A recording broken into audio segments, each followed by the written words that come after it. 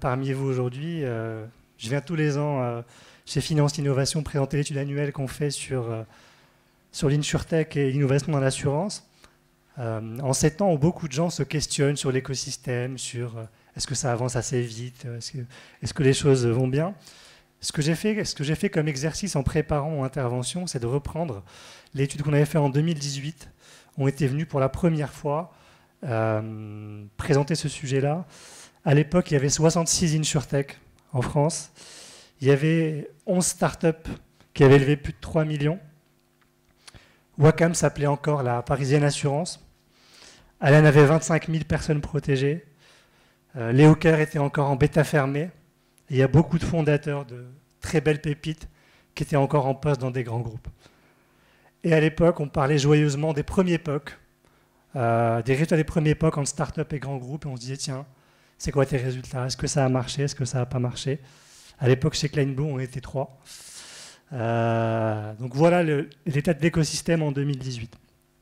5 ans plus tard, où est-ce qu'on en est? On a fait une étude plus poussée cette année sur l'écosystème. On l'a fait au niveau européen, et dans 3 parties. Une première partie un peu qualitative, on a interviewé une dizaine d'experts de l'innovation en Europe, Scale-up, Dirino en Allemagne, en Suisse, en France. Deuxième partie plutôt quantitative, et je vais vous prendre quelques extraits de notre plateforme sur les rachats et quelques données de levée de fonds. Et une troisième partie sur les 100 startups à connaître en Europe, que j'aurai pas le temps de commenter aujourd'hui. Sur la première partie, plutôt sur les grandes tendances, on a posé 3 grandes questions aux 10 leaders qui ont fait le plaisir de répondre à l'étude. La première, c'est quel bilan pour l'InsurTech en France et en Europe?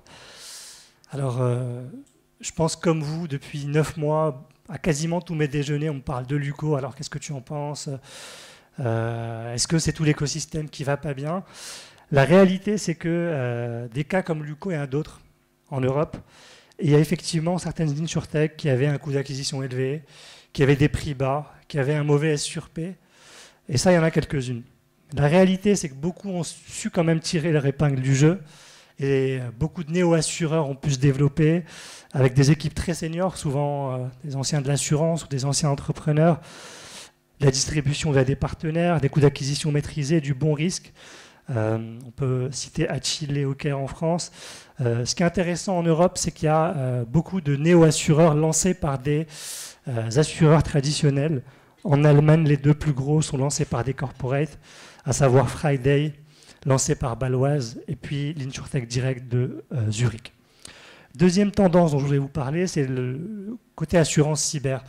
On se rend compte que ces InsurTech, ce n'est pas les premières à être nées, et elles sont venues sur une deuxième vague, plutôt en 2021, tout simplement parce qu'on n'arrivait pas à maîtriser le résultat technique de l'assurance cyber. Grâce à des écosystèmes et à la prévention, on a réussi à arriver à un S sur P intéressant, et donc très gros boom de l'assurance cyber ces 2 dernières années, avec des acteurs qui sont souvent en B2B2B, en faisant de la marque blanche pour les courtiers.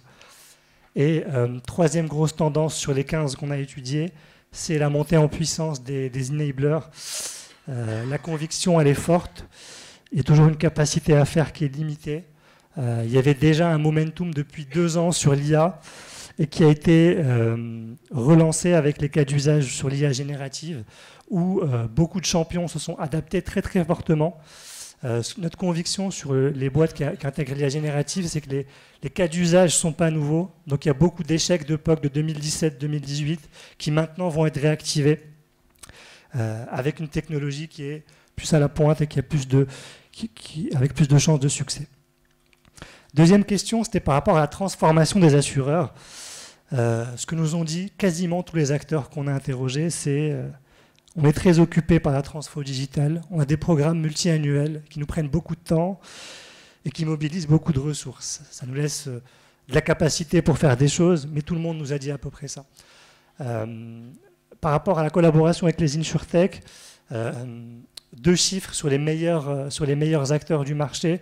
Les meilleurs acteurs du marché, ils arrivent à transformer 50% de POC en production, et ils arrivent à faire une vingtaine de partenariats par an. Ça, c'est les best in class aujourd'hui qu'on a pu interviewer sur les chiffres qui nous ont été communiqués.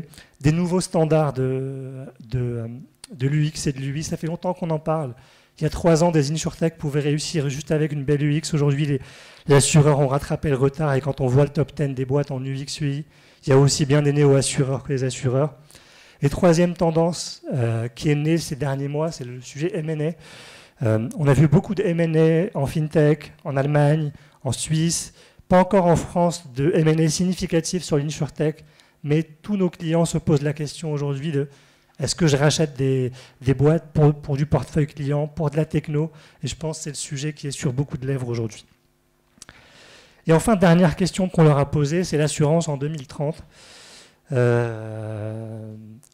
remarques principales sur comment on voit l'assurance en 2030.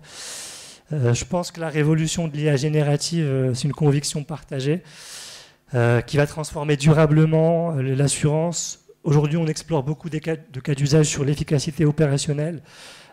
Certains s'imaginent en fait un nouveau mode d'interaction qui viendra remplacer l'appli mobile ou le site web demain. Il y aura le sujet d'adaptation aux nouveaux risques. On n'est qu'au début. Adaptation au risque météo, au risque social, au risque cyber, c'est quelque chose qu'on détaille beaucoup dans l'étude. Et enfin, il y aura une grosse consolidation de ce que nous disent ce que nous dit un peu notre panel du marché.